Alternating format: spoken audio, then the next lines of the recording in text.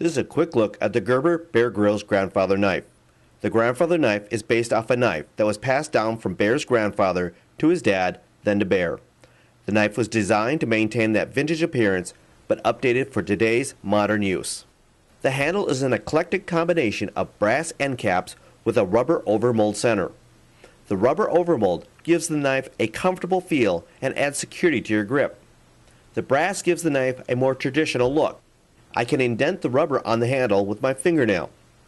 The knife comes equipped with one non-locking fine-edge blade that is 2.75 inches long, a corkscrew,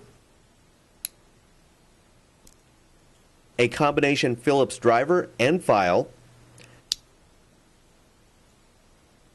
a combination flat driver and bottle opener, and lanyard.